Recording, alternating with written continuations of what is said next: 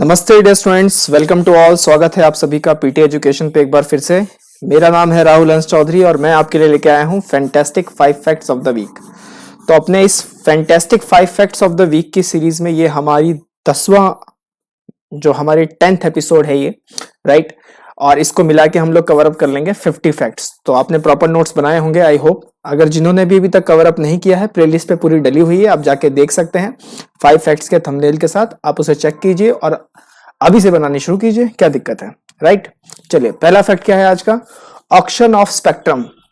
अभी हाल ही में मीटिंग हुई है डीओटी के, department of telecommunication.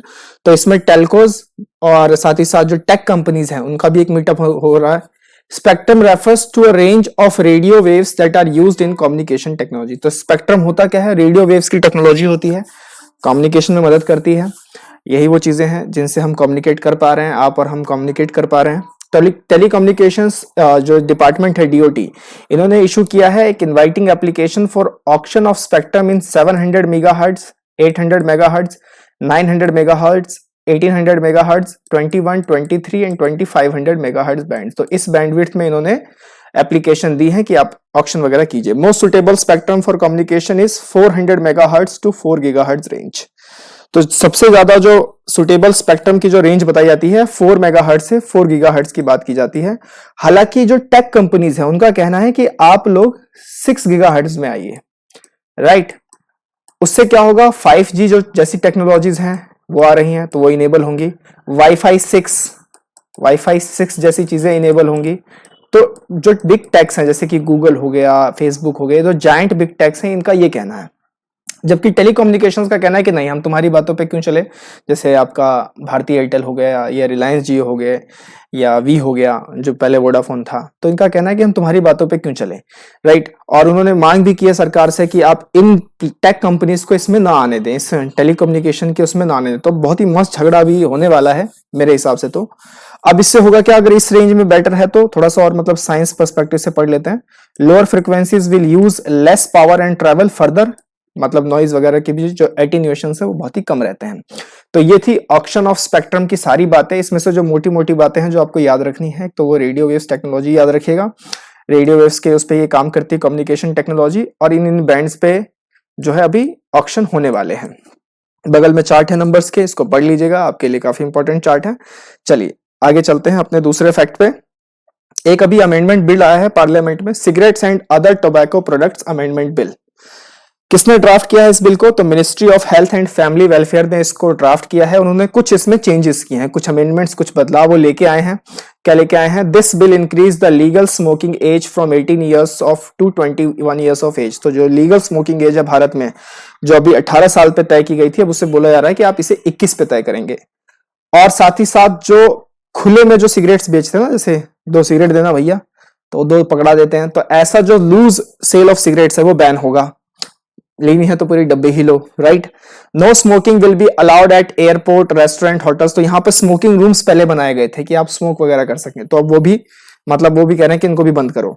Fine amount जो है वो 200 से बढ़ाकर 2000 किया जाएगा, और स्ट्रिक्ट पनिशमेंट और पेनल्टीज होगी जो लोग इसको मैन्युफैक्चर करेंगे, इसको मतलब इलिसिट सिगरेट्स और टोबैको प्रोडक्ट्स को जो मैन्युफैक्चर करेंगे और इंपोर्ट अगर करते हैं। तो ध्यान रखिएगा, भारत के अंदर एक टोबैको इंस्टीट्यूट ऑफ इंडिया भी है, राइट। वही उसी इंस्टीट्यूट से मैं ये चार्ट उठा के आपके लिए लेके आया हूं। 2018 का थोड़ा आउटडेटेड डेटा है, लेकिन थोड़ा थोड़ा मोटा मोटा पता था चल जाएगा कि चाइना जो है वर्ल्ड में नंबर 1 है टोबैको प्रोडक्शन में, दूसरे नंबर पे भारत है, तीसरे पे ब्राजील है 2018 के अकॉर्डिंग। 2020 का अगर आप डेटा अगर लेटेस्ट अभी देखेंगे तो भारत तीसरे पे चला गया है, due to these kind of steps taken by the government of India, right. चलिए, तो दूसरा फैक्ट भी हमारा क्लियर हो चुका है, बिल आया है, इसको आप देख लीजिएगा, अच्छे से पढ़ लीजिएगा। चलते हैं तीसरे फैक्ट पे चलते हैं। भारत की Arctic policy, India Arctic policy. इस पॉलिसी के हैं 5 पैरामीटर्स, राइट, जो आर्कटिक रीजन के साथ भारत करने जा रहा है। ये रहा आर्कटिक रीजन, बहुत ही खूबसूरत सा वर्ल्ड मैप। तो एसएनटी साइंस एंड टेक्नोलॉजी पे है, इकोनॉमिक एंड ह्यूमन डेवलपमेंट पे है, ट्रांसपोर्टेशन पे है, गवर्नेंस पे है, नेशनल कैपेसिटी बिल्डिंग पे है। भारत को इसमें क्या फायदा है? भारत का जो यहाँ इंटरेस्ट है आर्कटिक में, वो इस वजह से है कि यहाँ पर रिच मिनरल्स हैं, ऑयल गैस रिजर्व्स हैं, और साथ ही साथ भारत को ये लोग मदद भी कर सकते हैं किस चीज को स्टडी करने में।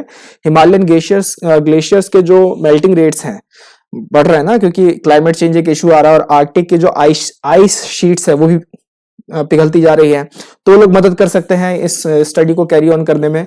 अब इन सब में भारत की जो आर्कटिक पॉलिसी है, तो भारत काम किसके साथ कर रहा है? भारत काम कर रहा है आर्कटिक काउंसिल के साथ।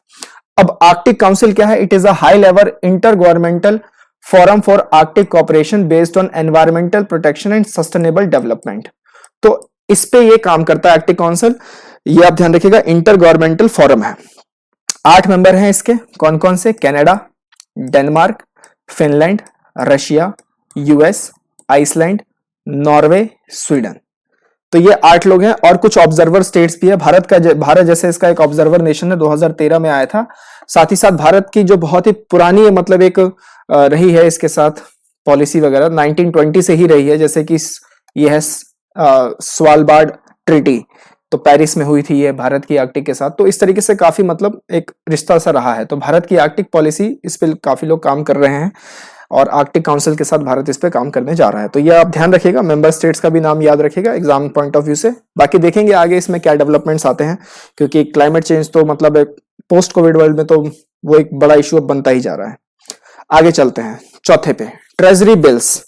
ट्रेजरी बिल्स क्या है कि अभी हाल ही में जो है गवर्नमेंट ऑफ इंडिया ने इनका एक कैलेंडर इशू किया है ट्रेजरी बिल्स का, कि कैसे कैसे आप इनका ऑक्शन करेंगे। तो ट्रेजरी बिल्स होते क्या हैं?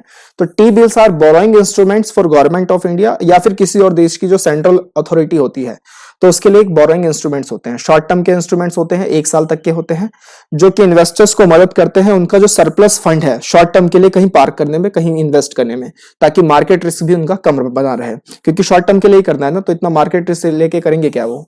अब they are auctioned by RBI. RBI इसको ऑक्शन करता है on the behalf of government of India, regular intervals पे करता है, उसके फेस वैल्यू पे करता है। साथ ही साथ अभी प्रेजेंट 3 टाइप के जो हैं बिल्स हैं, टी बिल्स। कौन कौन से? 91 डेज वाले हैं, 182 डेज वाले हैं और 364 डेज वाले भी हैं। 14 डेज वाले भी होते हैं, राइट, लेकिन एट प्रेजेंट जो अभी एक्टिव हैं वो यही 3 हैं, 91 डेज, 182 डेज, 364 डेज। 14 डेज भी होता है, ये भी आप ध्यान रखिएगा।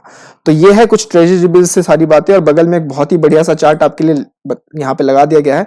आप इसे बिल्कुल अच्छे से देख लीजिएगा, अच्छे से समय निकाल के पढ़ लीजिएगा कि किस किस में क्या क्या इसके बाइफर्केशंस हैं।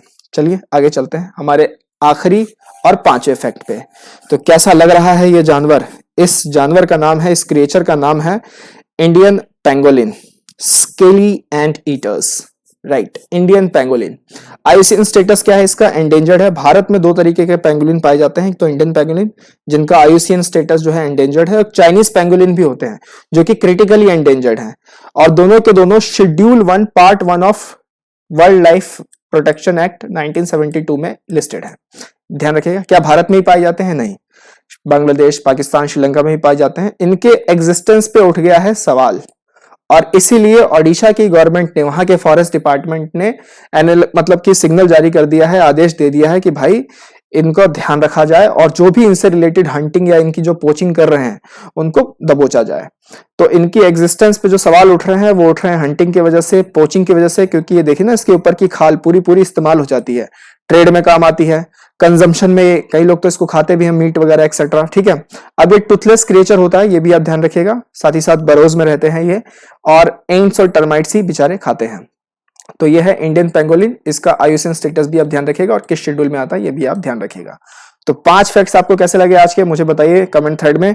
पहला था ऑक्शन ऑफ स्पेक्ट्रम, जिसमें टेलकोज और जो टैक्स है उसकी कंपनी, उनको लेके होने वाला है बहुत बड़ा झगड़ा लाइसेंस और अनलाइसेंस पॉलिसी के ऊपर। देखेंगे क्या होता है। अभी तो गवर्नमेंट ने सिर्फ नोटिफिकेशन निकाला है, एप्लीकेशंस निकाली हैं, इनवाइट किया है कि आप आइए, इन सबका पार्ट बनिए, राइट। दूसरा फिर सिगरेट्स को लेकर, टबैको के लेकर, मेरे हिसाब से तो बैन ही कर दो पूरा। तीसरा है इंडियन आर्कटिक पॉलिसी, उस पर क्या चल रहा है, और आर्कटिक काउंसिल क्या होते हैं। ट्रेजरी बिल्स हमने देखा और इंडियन पेंगोलिन हमने देखा। इसी तरह बने रहिए हमारे साथ। 5 फैक्ट्स की ये सीरीज बहुत ही वंडरफुल सीरीज होगी, ये मेरी गारंटी है। Wonderful PT resources are waiting for you. Session को लाइक करना ना भूलें, पॉजिटिव कमेंट्स करना ना भूलें। मिलेंगे अगले सेशन में। टिल देन टेक केयर, नमस्ते, जय हिंद।